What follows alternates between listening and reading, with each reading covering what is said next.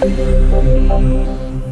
guys, welcome back to playthrough number 2 of the night, and this is what's it called? Godfather. Godfather. Yes, don't even know what it is. The Don Charger. Where is the box? The box is here. We have the box. I've got all this stuff in. Oh no. What about the rule book? Oh, we give him one job. One job. One job, Darius. Woohoo! The Godfather. So this. You can see that. The light's reflecting. No, it'll be fine. So this is another game that I have no idea how to play. Darius likes bringing games that I don't have a clue to how to play. So I don't know how long playthrough is this. How 3 hours. No, God, 3 hours. Oh my word! If it was 3 hours, I'd be saying let's have a playthrough of Leaving Earth. We need to do that. No, it's easily 5. But yes, all I know is I have some funky minis. This one looks. This guy looks a bit fat. Here's another one. Got some over here as well. I've purposely kept this mini because he's holding an axe, and you know, it's cool. And we have these tins that I don't know what they're for, and that's about it. You increase the price. That was why. Yeah, no use. Just to make some money. Oh, that's cool. What's that random blob of plastic over there? This blob of plastic is the horse's head. Oh. Which in the film apparently leaves a horse's head on the bed or something. Yeah, on the bed, I haven't seen the film, so it's a first player. It's first player markers, so you haven't seen the film. So we should randomise this, but we'll maybe do that when we get playing. So Darius is going to explain the rules, and this is for you, Sarah. It's just for you, Sarah. Nobody else can watch this. Private video. This is the VIP lounge. Yeah. So this is the Godfather, which is a 2 to 5 player game. It is worker placement, it's area control, it's bidding. It's got a little bit of everything, which is really cool. In fact, these 3 phases are the area control, the bidding, and the worker placement phase, which is really cool. The aim of the game is to get as much money or as many money cards in your tin by the end of the game. The reason why I say in your tin is because you're going to have money in hand as well.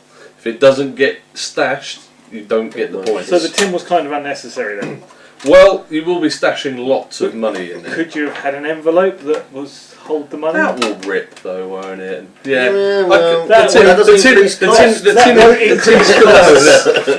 tin is very much. That won't make a £40 game to £70. No.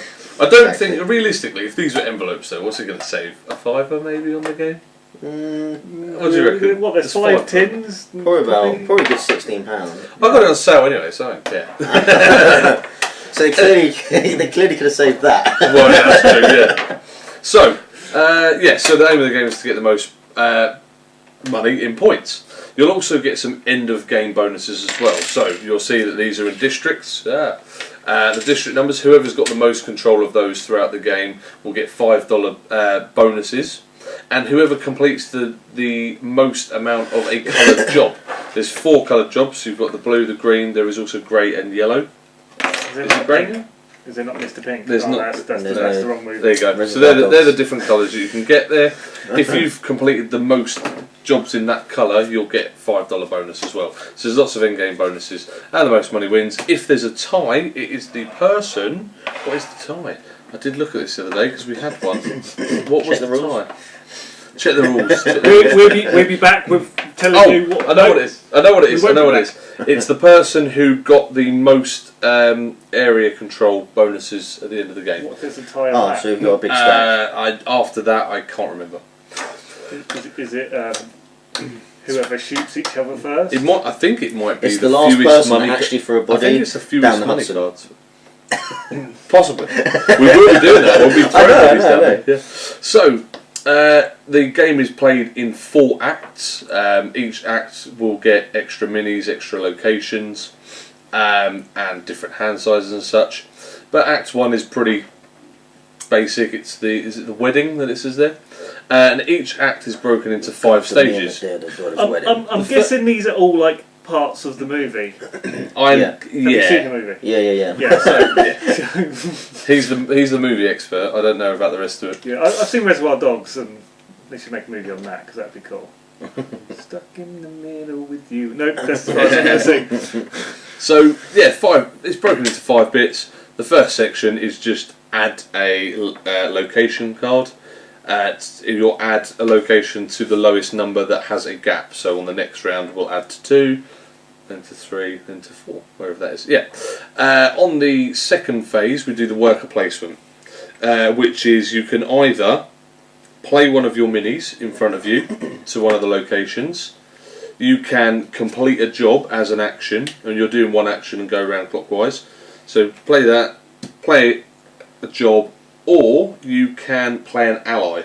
But on Act 1 we don't have allies, so the only 2 actions are those. Once you've done the worker placement phase, you'll then go on to the area control, and that will simply be who's got the most numbers in an area.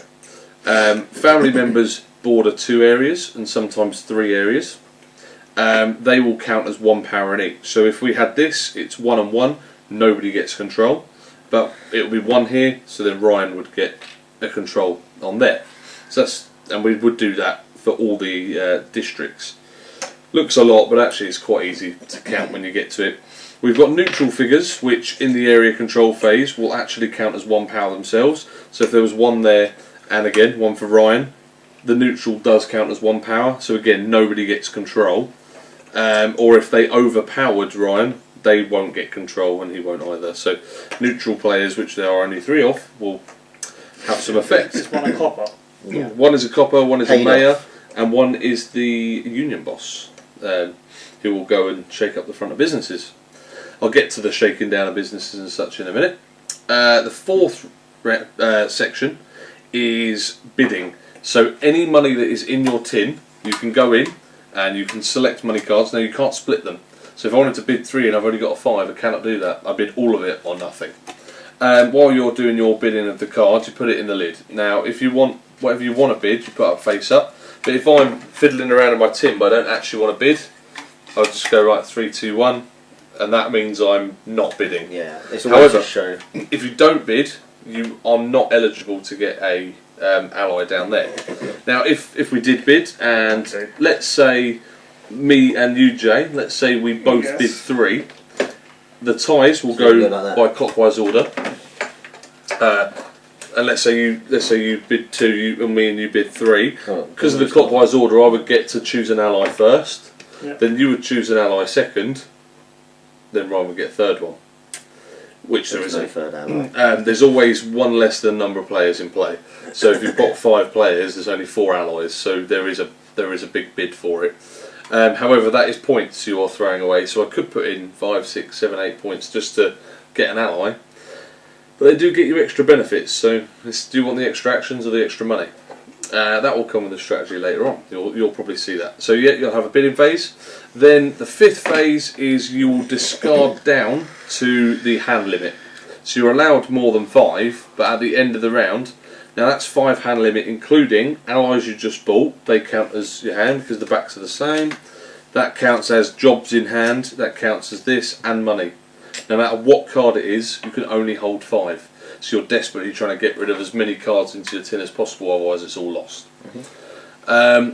Once we've done that, we'll then go on to Act 2. We'll get an extra family member, which are a circular base. We'll put out another location, and we do that again. We do that for 4 rounds. What's the next bit? What am I going to say next? Can't remember. I think that's pretty much it. Have I covered everything? Oh no, what the workers do. Oh my god, I haven't even done that. Right, so you'll notice there are 2 sections on each space. So I'm just going to use this one for example. This is probably the best example. So if I use a square thug, he goes and shakes down the front of a business. He will get the liquor, and he will get 1 money.